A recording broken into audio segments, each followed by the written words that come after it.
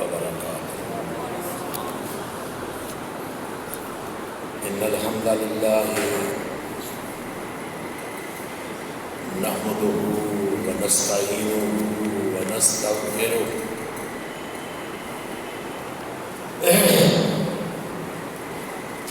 ونعوذ بالله من شرور أنفسنا ومن سيئات أعمالنا من يهده الله فلا مضل له ومن يضلل فلا هادي له وأشهد أن لا إله إلا الله وأشهد أن محمدًا عبده ورسوله. أما بعد فإن خير الحديث كتاب الله وخير الهدي هدي محمد صلى الله عليه وسلم وشر الأمور محدثاتها وكل محدثة بدعة وكل بدعة ضلالة وكل ضلالة في النار. أما بعد فأعوذ بالله من الشيطان الرجيم. بسم الله الرحمن الرحيم. إلا تنصروه فقد نصره الله إذ أخرجه الذين كفروا ثاني اثنين إذ هما في الغار إذ يقول لصاحبه لا تحزن إن الله معنا فأنزل الله سكينته عليه وأيده بجنود لم تروها وجعل كلمة الذين كفروا السفلى وكلمة الله هي العليا واللہ غفور رحیم.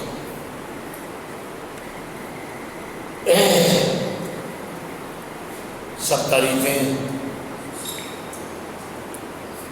بزرگییں بڑائییں اور عظمتیں اس ہستی کے لیے ہیں جس کا اس کائنات میں کوئی شریک نہیں ہے، جس اللہ احکم الحاکمین نے ساری کائنات کو پیدا فرمایا،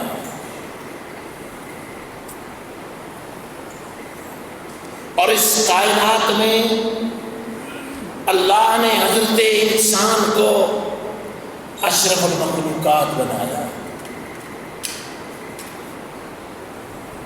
اور پھر اللہ نے اس انسانیت کی ہدایت کے لیے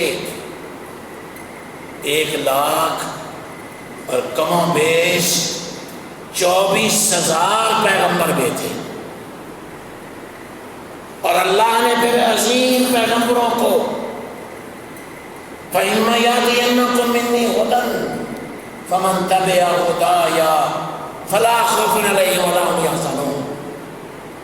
اللہ نے پھر ہدایت بھیجی، اور جس نے بھی اللہ کے انبیاء کی، اللہ کی ہدایت کی پیروی کی، وہ دنیا میں بھی کامیاب ہو گیا، آخرت میں بھی وہ کامیاب و کامران ہوگا. اور اللہ نے افضل البشر، سید الانبیاء، امام الانبیاء، سید الاولین والآخرین، خاتم النبیین، جناب محمد رسول اللہ صلی اللہ علیہ وآلہ وسلم کو آخر الزمان خاتم النبیین بنا کر بھیجا. جیسا کہ پچھلے جمعے میں نے بیان کیا تھا، اللہ نے اپنے اس پیغمبر کو اصحاب بھی ایسے عطا فرمائے جن کی مثال اس کائنات میں نہیں ہے.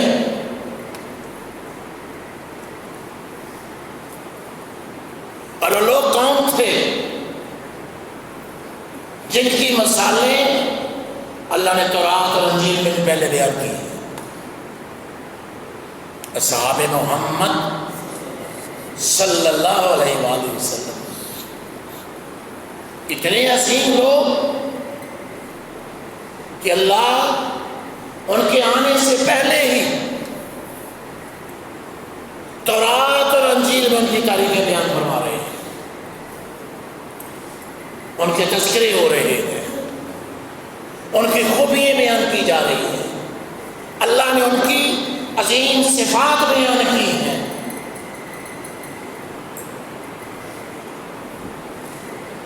ان میں ایک سب سے عظیم ترین چمکتا ہوا ستارہ جس کی روشنی تا قیامت رہے گی، جس کے بارے میں اللہ کے پیغمبر صلی اللہ علیہ وسلم نے فرما دیا، اور جو اس کائنات میں انبیاء کے بعد سب سے افضل ترین انسان تھا، اس کا نام ابو بکر صدیق ہے۔ عبداللہ ان کا اصلی نام بہت سے لوگوں کو یاد ہی نہیں ہے کہ حضرت ابو بکر صدیق کا نام عبداللہ تھا۔ والد ابو قحافہ جس کا نام عثمان تھا، دادا عامر، پردادا عمر، بنو تمیم سے آپ کا تعلق تھا، اور نویں پشت پر آپ کا سلسلہ نسب کائنات کے امام الانبیاء سید الانبیاء جناب رسول اللہ صلی اللہ علیہ وسلم سے جا ملتا ہے۔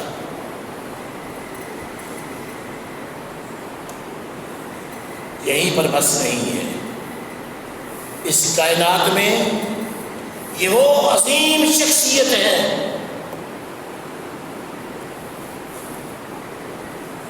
ہر شخص نے سوچا سمجھا، اپنے والدین سے مشورہ کیا یا خاموشی اختیار کی، لیکن عبداللہ بن عثمان ابو بکر صدیق رضی اللہ تعالیٰ عنہ ایک ایسے عظیم ترین انسان تھے جب اللہ کے پیغمبر امام الانبیاء جناب رسول اللہ صلی اللہ علیہ وسلم کے سامنے نے آپ کے سامنے اپنی نبوت کا اظہار کیا، فوراً ایمان لیا،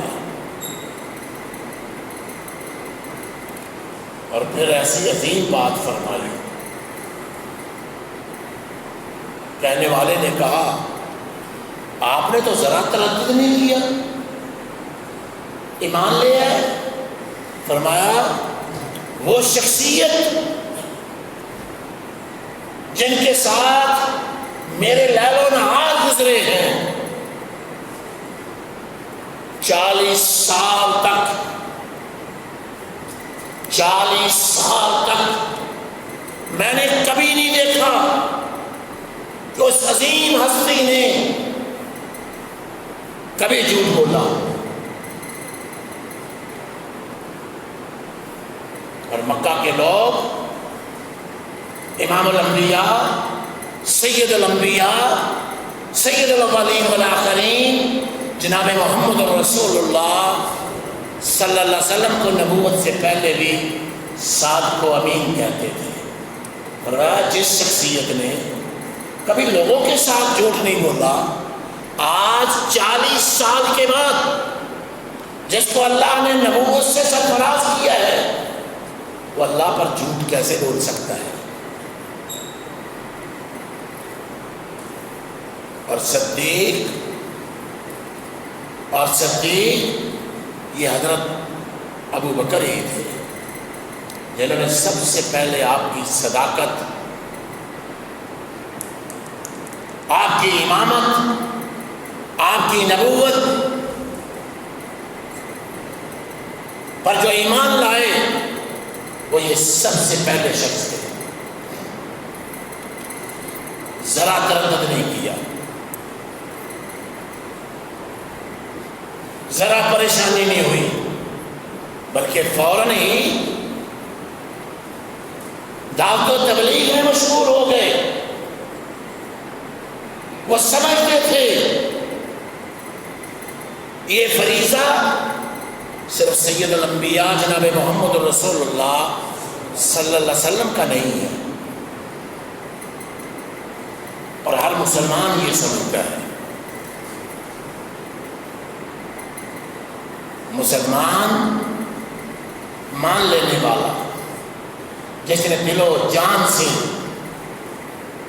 اسلام کو مان لیا، محمد رسول اللہ صلی اللہ علیہ وسلم کی رسالت پر ایمان لے آیا، اللہ کی وحدانیت پر، اللہ کی الوہیت پر ایمان لے آیا، اور دل و جان سے اللہ کو اپنا رب مان لیا، پھر یہ نہیں سوچتا کہ میرے رشتہ دار کیا کہیں گے، میرا خاندان کیا کہے گا، میری سوسائٹی کیا کہے گی، لوگوں کی اکثریت کیا کر رہی ہے، لوگ کس دین پر ہیں۔ پھر وہ ہم وقت یہ بات بڑی اہمیت کی حامل ہے لوگوں، سچی بات یہ ہے ہم سب اسلام سے دور ہو گئے ہیں الا من رحم ربی، جس پر اللہ کا احسان ہے، اور وہ سمجھتا ہے کہ اسلام ایسا عظیم دین ہے جو انسان نے اپنے اوپر بھی لاگو کرنا ہے، اور پھر جہاں جہاں اس کی آواز جائے، جس جس کے ساتھ اس کا تعلق ہے، جس خاندان میں ہے، جس سوسائٹی میں ہے، جس معاشرے میں ہے، وہیں اس نے اس کی دعوت بھی دینی ہے۔ اس کی تجارت چلی جائے، اس کا کاروبار ختم ہو جائے،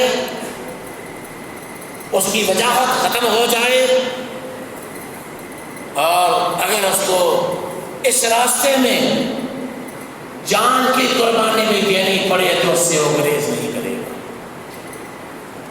روز اول سے ہی یہ عظیم شخصیت جناب رسول اللہ صلی اللہ علیہ وسلم کے ساتھ دعوت و تبلیغ میں کھڑی ہو گئی۔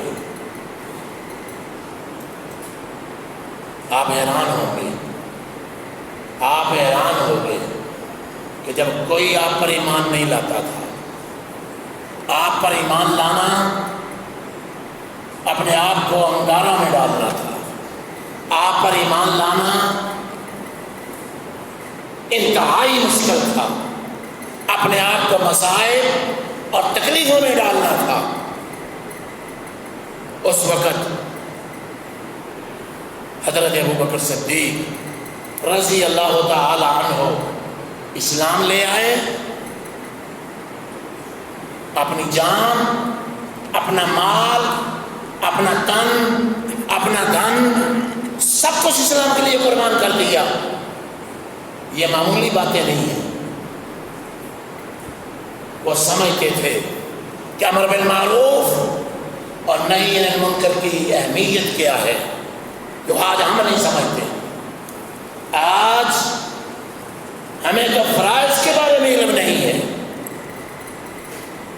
آج ہم اپنی ذمہ داریوں کو نہیں پہچانتے۔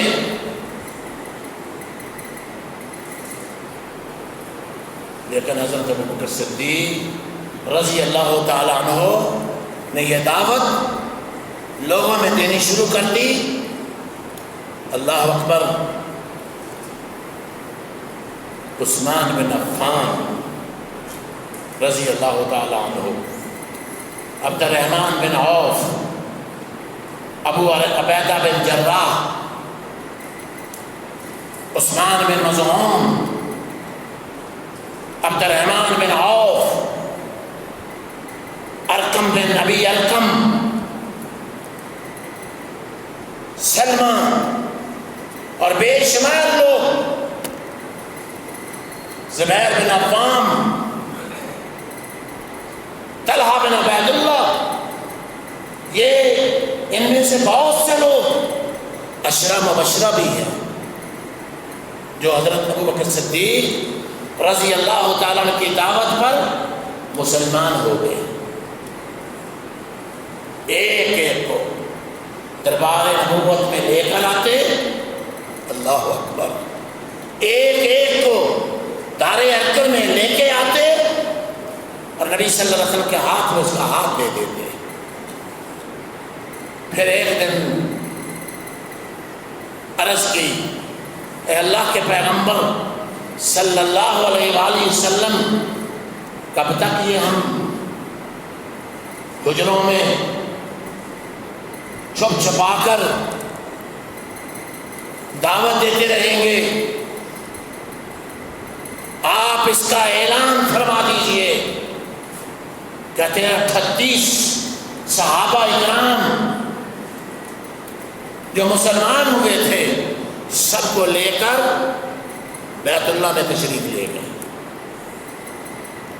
رسول اللہ صلی اللہ علیہ وسلم میں نہیں، ابو بکر کھڑے ہو گئے رضی اللہ تعالیٰ عنہ، اور اللہ کی توحید کی دعوت دینی شروع کی۔ کافروں نے اس قدر مارا، اس قدر مارا، اور مارا کہاں؟ آپ کے منہ پر مارا۔ کس سے؟ جوتوں سے۔ نعوذ باللہ من ذالک، نعوذ باللہ من ذالک۔ ان لوگوں نے اسلام کے لیے، جب محمد رسول اللہ صلی اللہ علیہ وسلم کے ساتھی نہیں تھے، جب آپ کی مدد کرنے والا کوئی نہیں تھا، آپ کا قبیلہ، آپ کے رشتہ دار، آپ کے چچا، آپ کا خاندان آپ کا انکار کرنے والا تھا، اور آپ کے سکا چچا، آپ کے سکے چچا ابو لہب نے کہا تھا،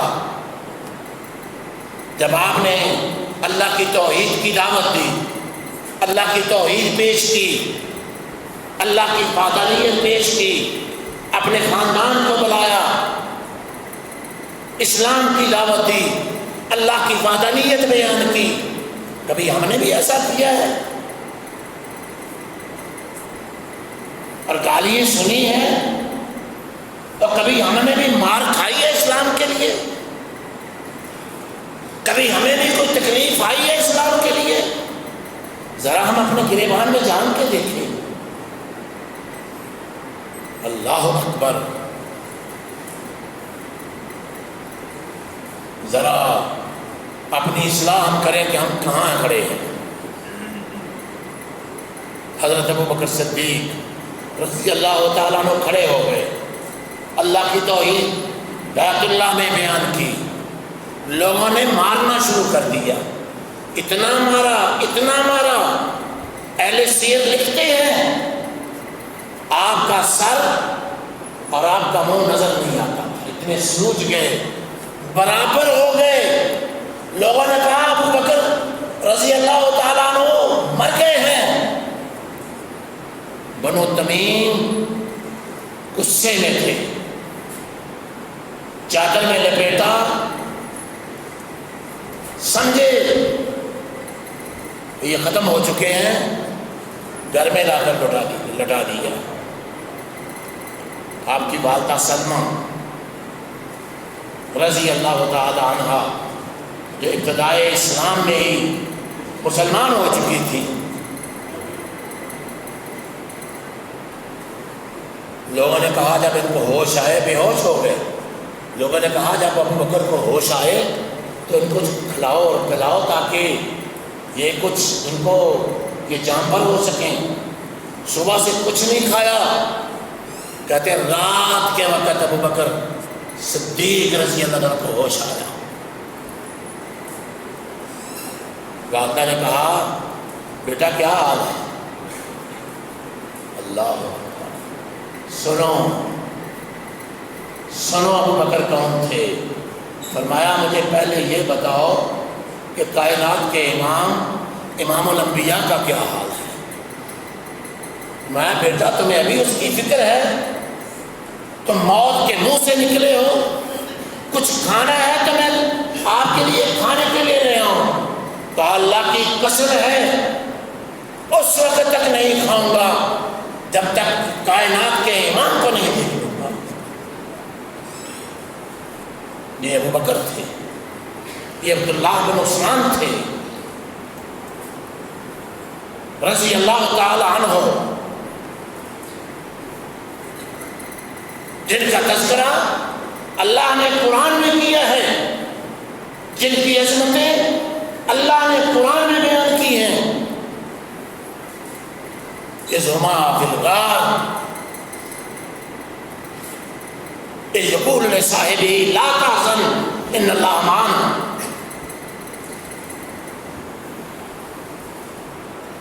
کہا بیٹا لوگ پھر آپ کو ماریں گے، فرمایا نہیں۔ کہا رسول اللہ صلی اللہ علیہ وسلم کے پاس مجھے لے چلو، فرمایا میں آپ کو لے جانے کی طاقت نہیں رکھتی۔ کہا جمیل بنت خطاب کو بلا لو، وہ مسلمان ہو چکی تھی۔ پہلے تو انہوں نے انکار کیا، لوگوں کے سامنے انہوں نے انکار کیا کہ میں نہیں کسی کو جانتی، اس قدر خوف تھا۔ لیکن آپ کی والدہ بڑی پریشان تھی کہ چلو میرے بیٹے کو کس طرح تسلی ہو جائے۔ رات کے اندھیرے میں دونوں نے ابو بکر صدیق کو پکڑا اور کائنات کے امام الانبیاء سید الانبیاء جناب رسول اللہ صلی اللہ علیہ وسلم کو جا کر دیکھا اور زیارت کی تو تسلی ہو گئی۔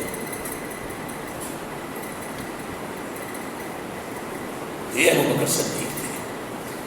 میں نہیں کہنا چاہتا کہ آج کیا ہو رہا ہے، امت نہیں، امت ابو بکر کی صداقت پر، امت ابو بکر کی امانت پر، امت ابو بکر کی عظمت پر ایک ہے۔ ہم سمجھتے ہیں انبیاء کے بعد صحابہ نہیں۔ خود اللہ حضرت عبداللہ بن عمر فرماتے ہیں کہ ہم اللہ کے پیغمبر صلی اللہ علیہ وسلم کے سامنے کہتے لا نعدلو، ہم نہیں کسی کا مقابلہ کرتے، ابو بکر کے مقابلے میں کسی کا مقابلہ نہ کرتے۔ پھر ہم کہتے ابو بکر، پھر ہم کہتے عمر، عثمان، پھر سب کو برابر سمجھتے ہیں۔ اور اللہ کے پیغمبر صلی اللہ علیہ وآلہ وسلم خاموش رہتے ہیں۔ ابو بکر و عمر کا جھگڑا ہو گیا، ابو بکر و عمر کا جھگڑا ہو گیا، فیصلہ کائنات کے امام الانبیاء سید الانبیاء کے پاس چلا گیا۔ آپ تڑپ اٹھے، فرمایا لوگوں جب کسی نے میرا ساتھ نہیں دیا تھا، ابو بکر میدان میں کھڑے ہوئے، جب سارا کفر میرا مخالف تھا، ابو بکر نے میرا ساتھ دیا۔ اللہ اکبر۔ اور آپ فرمایا کرتے تھے اگر میں کسی کو لو كنت متخذا خلیلا لاتخذت ابو بکر خلیلا، اگر میں کسی کو اپنا دوست بناتا تو میں ابو بکر کو اپنا دوست بناتا۔ ولكن اخوة الاسلام ومودته، لیکن یہ اسلامی بھائی چارہ ہے، اسلام کی اخوت ہے اور اس کی محبت ہے۔ اور پھر آپ نے یہ صحیح بخاری اور صحیح مسلم کی روایت ہے، پھر آپ نے فرمایا لا تبقین فی المسجد خوخة الا خوخة ابو بکر، مسجد نبی میں کئی لوگوں کے دروازے تھے، کہا سارے دروازے بند کر دو، ابو بکر کا دروازہ بند نہ کرنا۔ پھر رسالت مآب امام الانبیاء سید الانبیاء جناب رسول اللہ صلی اللہ علیہ وسلم کی زبان اطہر سے نکلا، لو کنت متخذا خلیلا غیر ربی، لو کنت متخذا خلیلا غیر ربی لاتخذت ابا بکر، اگر میں اللہ کے علاوہ اپنے رب کے علاوہ کسی کو اپنا دوست بناتا تو ابو بکر کو اپنا دوست بناتا۔ ایک حدیث میں آتا ہے لو کنت متخذا خلیلا لاتخذت ابا بکر خلیلا ولكن اتخذ اللہ خلیلا، لیکن اللہ نے مجھے اپنا دوست بنا دیا۔ یہ مقام اور یہ مرتبہ صحابہ میں سے، خلیل کس کو کہتے ہیں؟ خلیل کس کو کہتے ہیں؟ خلت کس سے ہے؟ جو سب سے گہرا، سب سے محبوب ترین اور سب سے پیارا دوست ہو۔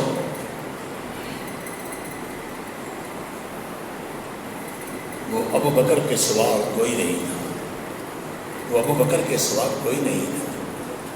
اللہ اکبر۔ تو میں عرض کر رہا تھا یہ عظیم صحابہ حضرت ابو بکر صدیق رضی اللہ تعالیٰ عنہ کے ہاتھ پر اسلام لے کر آئے اور ایک ایک کو دربار نبوت میں جا کر پیش کیا۔ اور کون کون سے القاب اللہ کے پیغمبر جناب رسول اللہ صلی اللہ علیہ وسلم نے دیا؟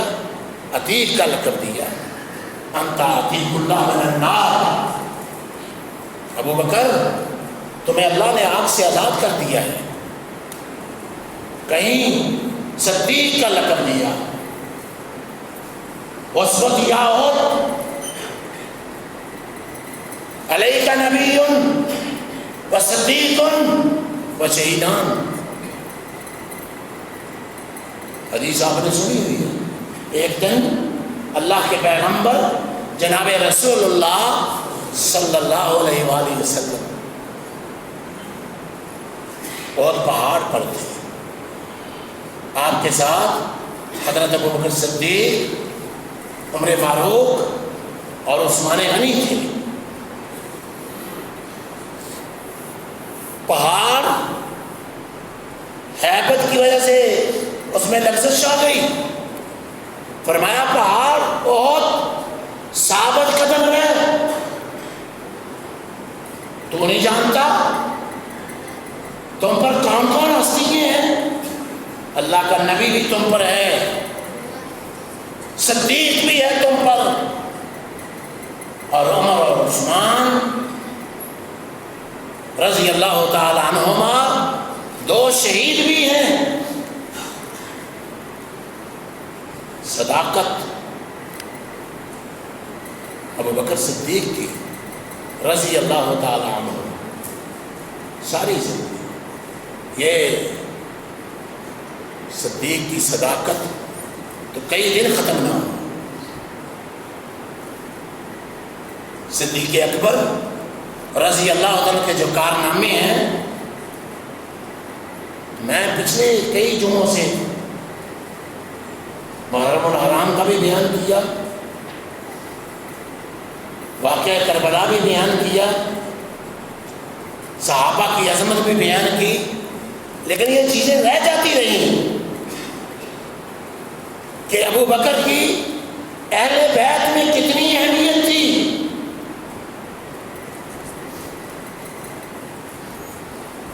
علی نے رضی اللہ تعالیٰ عنہ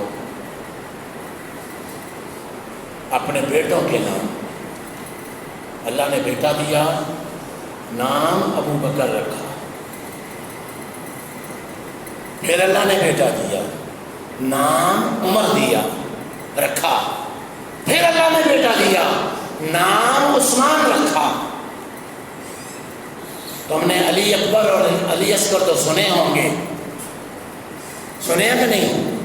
کسی کو نہیں پتا کہ وہ ابو بکر و عمر و عثمان تھے. کربلا میں شہید ہو گئے، کربلا میں شہید ہو گئے.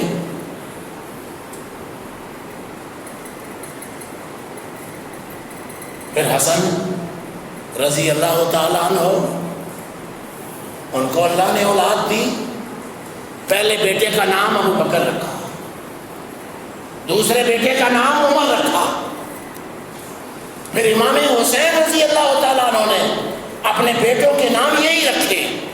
پھر زین العابدین نے اپنے بیٹوں کے نام یہ رکھے. ذرا شجرہ نسب بھی دیکھ لیں. ابو بکر کے پوتے، آل بیت کی بیٹیاں، ساری شادیاں کربلا کے بعد آپس میں ان کی شادیاں ہوئی. ذرا شجرہ نسب تو اٹھا کے دیکھیں. بات لمبی ہے یہ. اللہ اکبر. وہ تو آپس میں ایک تھے ساری زندگی. علی مرتضیٰ بڑے وسوسے ڈالے جاتے ہیں، بڑی گمراہ کن باتیں کی جاتی ہیں کہ دیکھو جی فاطمہ کو باب فتنہ میں سے ابو بکر نے کچھ نہ دیا. پھر وہ ناراض ہو گئیں، کبھی ملاقات نہیں کی، اور اسی حالت میں وہ وفات پا گئیں، اور رات کے اندھیرے میں ان کو دفن کر دیا گیا. اور ابو بکر کو نہ دیکھنا بھی نہ چاہا. نعوذ باللہ من ذالک. وہ جو لوگ ہم نہیں چاہتے، میں تو صرف ان اہل سنت کو بتانا چاہتا ہوں کہ تاریخ کو مسخ کر دیا گیا ہے. حقائق کو دیکھیں، صحیح بخاری کی روایات دیکھیں، صحیح مسلم کی روایات دیکھیں، صحیح اقوال دیکھیں. فاطمہ الزہرا رضی اللہ تعالی عنہا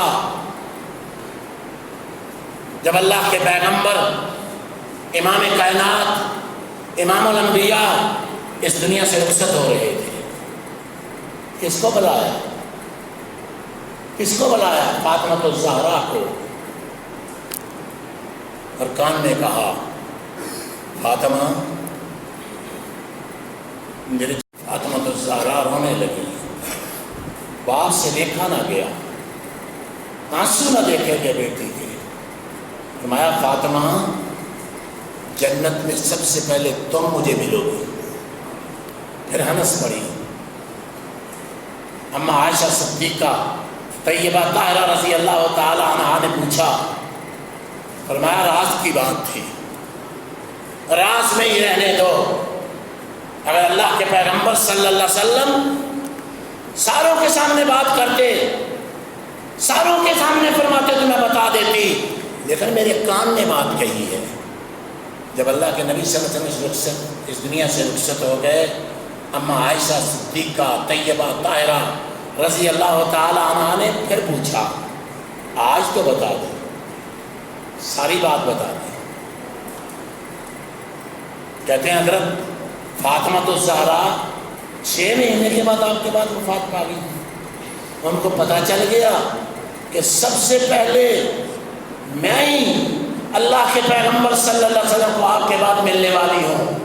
اور وہ دنیا میں ایک چھوٹے سے باغ کی حسرت لے کر ابو بکر صدیق سے ناراض ہو گئی.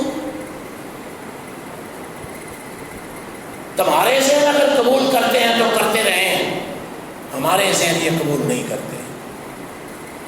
اللہ کے جب وہ آئیں تو اللہ کے پیغمبر کائنات کے امام الانبیاء سید الانبیاء جناب رسول اللہ صلی اللہ علیہ وسلم نے ارشاد فرمایا، فاطمہ تیرے بابا کہتے تھے لا نورث ما ترکنا صدقہ، نحن معاشر الانبیاء لا نورث ولا نورث. جاؤ احادیث کی ساری کتب اٹھا کے دیکھو،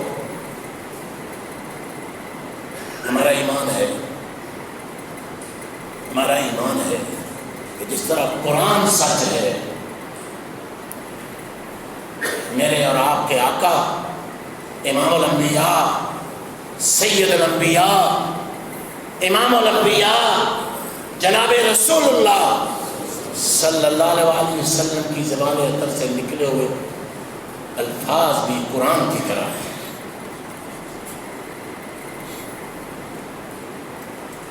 اللہ اکبر، کیونکہ قرآن یہ کہتا ہے یا ایھا الرسول بلغ ما انزل الیک فإن لم تفعل فما بلغت رسالتہ، اور قرآن یہ کہتا ہے کہ میرے پیارے پیغمبر صلی اللہ علیہ وسلم جو آپ کی طرف وحی کی جائے،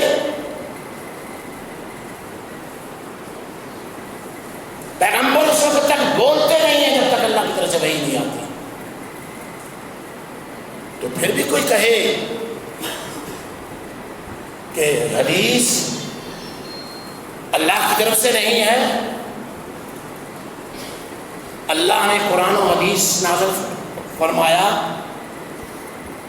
اللہ نے اس دین کی حفاظت فرمائی، ہمارا ایمان ہے کہ نہیں؟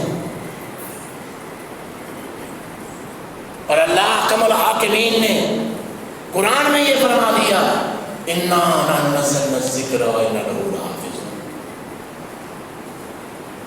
میں آپ سے پوچھتا ہوں، ذرا سوچ کر دل و دماغ میں اپنی بات اس بات کو بٹھا لو، کیا جو کچھ قرآن میں ہے وہ سچ ہے، اور جو کچھ اللہ کے پیغمبر صلی اللہ علیہ وسلم نے فرمایا ہے وہ قرآن جیسا نہیں ہے؟ تو پھر یہ نمازیں 5 کہاں ہیں؟ یہ جو نصاب ہم زکوٰۃ کا دیتے ہیں یہ کہاں ہے؟ یہ حج کے سارے طریقے کہاں ہیں؟ بے شمار چیزیں، وہ ساری حدود کہاں لکھی ہوئی ہے؟ قرآن نے جمالی خاکہ کھینچ دیا، اور محمد رسول اللہ صلی اللہ علیہ وسلم نے اس کی تفصیل بیان کر دی، اور کروائی کس نے؟ اللہ احکم الحاکمین نے۔ اور پھر جب یہ مکمل ہو گیا، پھر آخری سورت جو آیت نازل ہوئی الیوم اکملت لکم دینکم واتممت علیکم نعمتی ورضیت لکم الاسلام دینا۔ جب دین مکمل ہو گیا ہے، یہ نعمت پوری ہو گئی ہے، نبی کوئی نہیں آئے گا، اور پھر بھی تم کہتے ہو یہ جھوٹ ہے سارا؟ اگر یہ جھوٹ ہے تو دین کون سا ہے؟ جس کے دل میں یہ شک بھی پڑتا ہے کہ پتہ نہیں یہ حدیث صحیح ہے کہ نہیں صحیح، پتہ نہیں سچ کیا ہے، اور بھائی وہ دائرہ اسلام سے خارج ہو گیا۔ اور پھر کہتے جی کئی صحابہ کو لوگ بعد میں لوگ کافر بھی کہتے تھے، حضرت عباس نے علی کے بارے میں کیا فرمایا، بے شمار چیزیں ہیں، ہم کہتے ہیں وہ صحابہ تھے، وہ دین کے ستون تھے، اگر ان میں کوئی آپس میں رنجش اور آپس میں کوئی گفتگو ہوئی تو اللہ نے کہہ دیا میں نے معاف کر دیا، اور رضی اللہ عنہ ورضوا عنہ، اللہ ان سے راضی ہو گئے، اللہ سے راضی ہو گئے۔ پھر ہمارا کیا تعلق ہے کہ ہم صحابہ میں حضرت علی میں یا حضرت معاویہ میں تیرے نکالیں؟ ہم کہتے ہیں درجات میں علی مرتضیٰ معاویہ سے کئی گنا زیادہ ہے، درجات میں ابو بکر سب سے پہلے تھے، پھر عمر تھے، پھر عثمان تھے، پھر علی تھے، پھر عشرہ مبشرہ تھے، الاقرب فالاقرب پیچھے آپ پڑھ چکے ہیں، والسابقون الاولون من المہاجرین والانصار، یہ لوگ تھے جو دین میں سب سے آگے تھے۔ ساری زندگی صحابہ نے اپنی جانیں پیش کر دی، اپنے مال پیش کر دیے، اللہ کے پیغمبر صلی اللہ علیہ وسلم کے سامنے جنگوں میں جب تیر نازل ہوتے تھے، تیر گرتے تھے تو اللہ کے رسول صلی اللہ علیہ وسلم کے سامنے کھڑے ہو جاتے، ہاتھ بھی شل کروا لیے، اور پھر بھی تم کہتے ہو کہ سارے کافر ہو گئے تھے۔ نعوذ باللہ من ذالک۔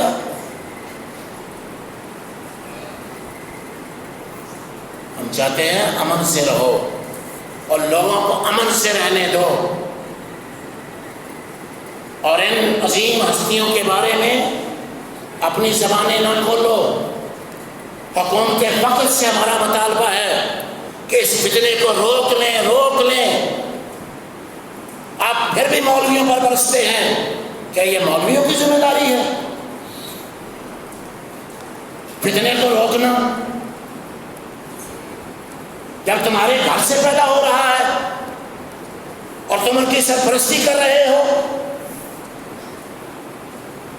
سارے بازار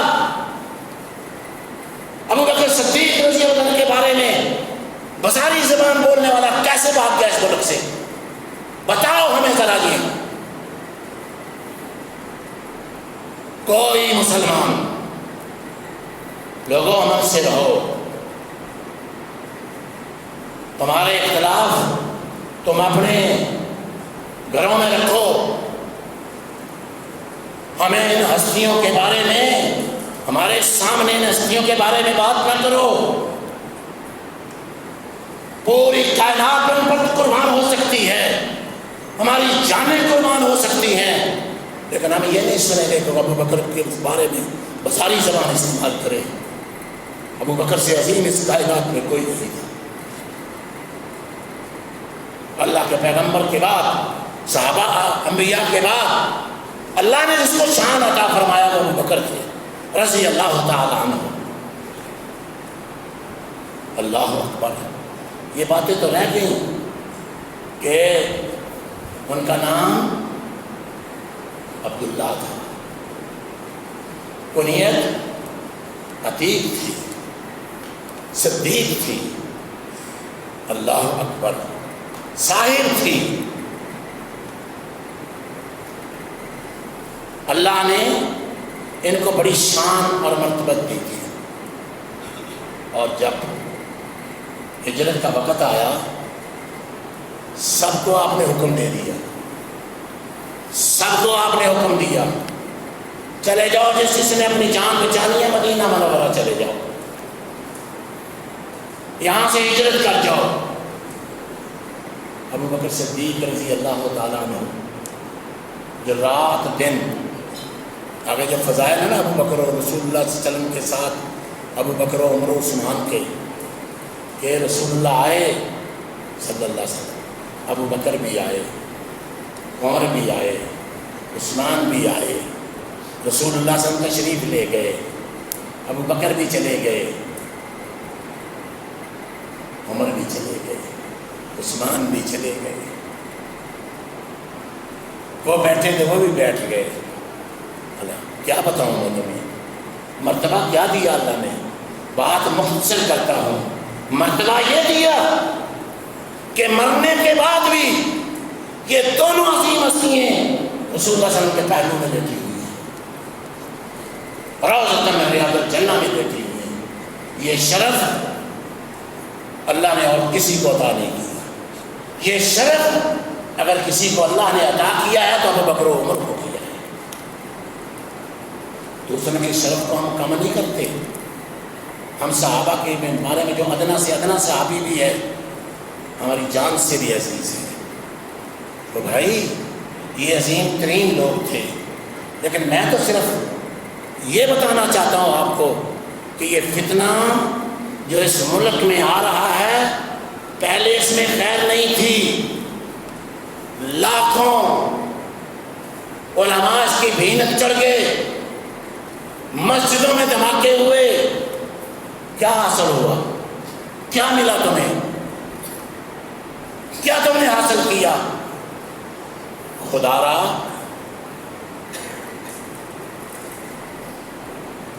اپنی زبانوں کو روک لو،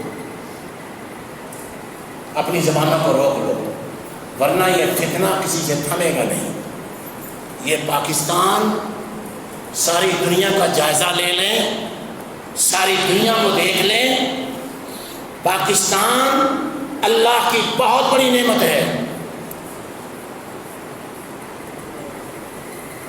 اس لیے یہ فتنہ حکومت کو کہتے جی لوگ نہیں کرتے، یہاں تو آج اللہ اکبر لا قانونیت اتنی ہو گئی ہے، ظلم و زیادتی اس قدر ہو گئی ہے کہ علمان الحفیظ وہ کہتے ہیں برے کو نہ مارو، برے کی ماں کو مارو۔ ماں کو ہم نے چھوڑ دیا ہے اور برے پکڑے نہیں جا رہے، اور جب تک اس ملک میں اللہ اور اس کے رسول کے دین کا قانون نہیں ہوگا، میں پہلے بھی یہ کہتا رہا ہوں، سارے مسلمان یہ کہتے ہیں، ہر مسلمان کا یہ ایمان اور عقیدہ ہے، اور جب تک اس ملک میں قرآن و سنت کی نظام نہیں ہوگا، اور قرآن و سنت کا نظام خلفائے راشدین کا نظام تھا، اس وقت تک اس ملک میں امن نہیں ہوگا۔ ساری دنیا کو اپنا دوست بنا لو، ساری دنیا سے آپ امداد لے لو، یہ ساری دنیا سے اسلحہ اکٹھا کر لو، معیشت کو مضبوط کر لو، تمہارے پاس تو وہ بھی نہیں ہے، صفر سے نیچے ہے، لوگ بھوکے مر رہے ہیں، لوگ پریشان ہیں، گھروں کے اخراجات نہیں چلتے، تنخواہ 10,000 ہے تو بجلی کے بل 20,000 آ رہے ہیں، کوئی کدھر جائے گا؟ اور تم کہتے ہو گھبرانا نہیں ہے، تم نے ملک کا بیڑا غرق کر دیا ہے۔ پہلے حکمرانوں کو بھی ہم کہتے رہے، ہمارا کسی سے کوئی نہ ذاتی تعلق ہے، قرآن و سنت کے مقابلے میں نہ ہم کسی کو اہمیت دیتے ہیں، نہ کبھی کسی کو اہمیت دیں گے۔ صرف ان حالات میں ہم صرف اتنا کہتے ہیں، لوگوں اچھے برے کی تمیز تو کر لو۔ اللہ تعالیٰ انشاءاللہ حضرت ابوبکر صدیق کے فضائل رہ گئے، آپ کو پتہ ہونا چاہیے، اب یہ ضروری ہو گیا ہے۔ اللہ کی قسم میں نے لوگوں کو دیکھا، لوگوں کو حضرت ابوبکر صدیق کا نام نہیں آتا، لوگوں کو ابوبکر صدیق کی اہمیت، خلافت کا جھگڑا، کہیں وہ فتنے جو حضرت عثمان غنی حضرت ابوبکر صدیق کے دور میں اٹھے،